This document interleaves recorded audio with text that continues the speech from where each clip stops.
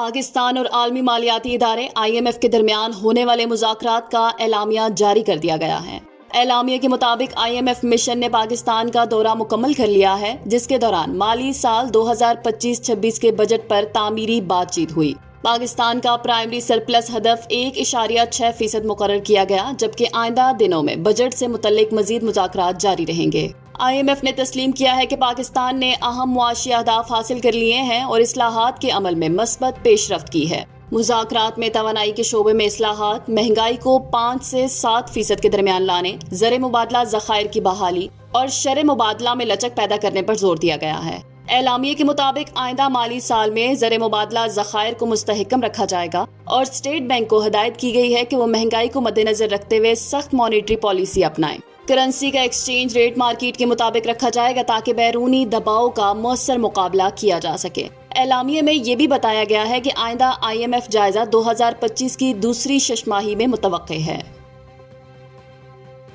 نیپرا نے کے الیکٹرک کے لیے 7 سالہ ٹیرف کی منظوری دے دی ہے، جو سال 2024 سے 2030 تک نافذ العمل ہوگا۔ منظوری کے مطابق کے الیکٹرک کو بجلی کی تقسیم کے کاروبار پر ₹3.31 فی یونٹ کا ٹیرف دیا گیا ہے۔ ذرائع کے مطابق وفاقی حکومت کی مخالفت کے باوجود کے الیکٹرک کے ڈسٹریبیوشن اور ٹرانسمیشن کے شعبے میں ڈالر بیسڈ منافع کی اجازت دی گئی ہے۔ اس فیصلے کے دوران عوامی سماعت میں صارفین نے ڈالر بیسڈ منافع کی شدید مخالفت کی تھی اور اسے صارفین کے مفادات کے منافی قرار دیا تھا۔ نیپرا کا یہ فیصلہ بجلی کے نرخوں، منافع کے ڈھانچے اور مستقبل کی سرمایہ کاری پر گہرے اثرات ڈال سکتا ہے، جبکہ صارفین کی تشویش کو نظر انداز کیے جانے پر تحفظات بڑھ سکتے ہیں۔ امریکہ میں پاکستان کے سفیر رضوان سعید شیخ نے واضح کیا ہے کہ اگر 25 کروڑ کی آبادی کا پانی روکا گیا تو یہ اقدام اعلان جنگ تصور کیا جائے گا۔ میڈیا سے گفتگو کرتے ہوئے انہوں نے کہا کہ سندھ طاس معاہدے کو یک طرفہ طور پر معطل کرنے کی کوئی قانونی گنجائش موجود نہیں۔ ان کا کہنا تھا کہ عالمی برادری پانی کو بطور ہتھیار استعمال کرنے کی حمایت نہیں کرے گی۔ رضوان سعید شیخ نے کہا کہ پاک بھارت جنگ بندی میں امریکہ کا کردار اہم رہا ہے اور دونوں ملکوں کے درمیان کشیدگی کم کرنے میں امریکی قیادت کی کاوشیں قابل تعریف ہیں۔ انہوں نے کہا کہ دنیا کی کوئی طاقت پاکستان کو ختم نہیں کر سکتی۔ سفیر پاکستان نے امریکی صدر ڈونلڈ ٹرمپ کو امن کے داعی قرار دیتے ہوئے مسئلہ کشمیر پر ان کی کوششوں کو سراہا۔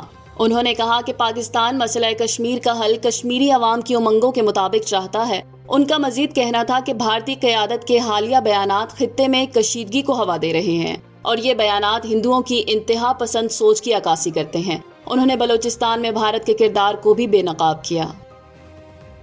وزیر اعظم شہباز شریف نے کہا ہے کہ ملکی صنعتوں میں جدید ٹیکنالوجی متعارف کرانے کی اشد ضرورت ہے تاکہ پاکستان کو عالمی معاشی طاقت بنایا جا سکے۔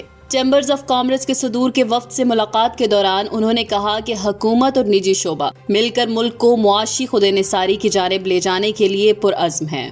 وزیر اعظم نے بتایا کہ چھوٹے اور درمیانے درجے کے کاروبار کو فروغ دینے کے لیے متعدد اقدامات کیے جا رہے ہیں، جبکہ کاروبار کی لاگت میں کمی اور آسان کاروباری پالیسیوں پر عمل درآمد جاری ہے۔ انہوں نے کہا کہ حکومت کاروباری قرضوں کی فراہمی آسان بنا رہی ہے اور بجلی کی قیمتوں میں کمی کے لیے بھی اقدامات کیے جا رہے ہیں۔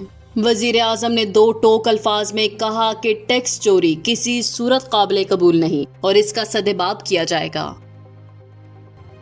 خضدار میں اسکول بس پر حملے کے حوالے سے اہم انکشافات سامنے آئے ہیں۔ سیکرٹری داخلہ نے کہا کہ ابتدائی تحقیقات کے مطابق یہ حملہ بھارت کی انٹیلیجنس ایجنسی را کی سرپرستی میں فتنۃ الہندوستان نے کیا۔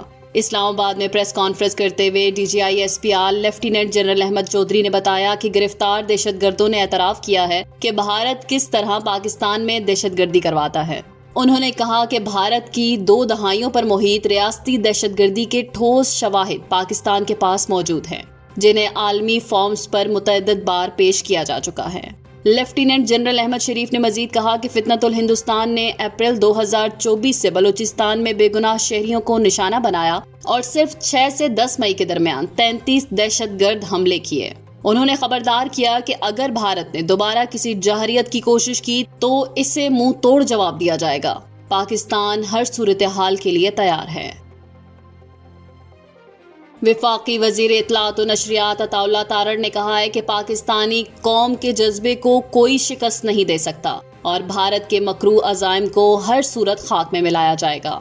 خوزدار بس حملے میں جاں بحق اور زخمی بچوں کے والدین کے حوصلے کو سراہتے ہوئے انہوں نے کہا کہ یہ والدین پاکستان کے استحکام کی اصل تصویر ہیں۔ انہوں نے اس عزم کا اظہار کیا کہ فتنۃ الہندوستان کو اس کے انجام تک پہنچایا جائے گا۔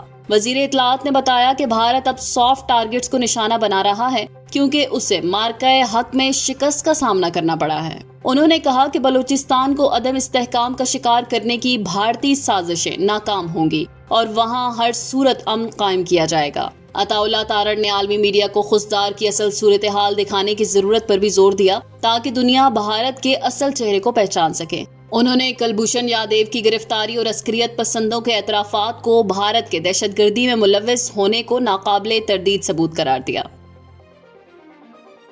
سندھ اسمبلی میں پانی کی قلت اور لوڈ شیڈنگ کے مسائل پر مسلسل دوسرے روز بھی گرما گرم بحث جاری ہے۔ ایم کیو ایم اور پی ٹی آئی نے کراچی کو پانی کی بلا تعطل فراہمی اور غیر قانونی واٹر کنیکشنز کے خلاف سخت کارروائی کا مطالبہ کیا۔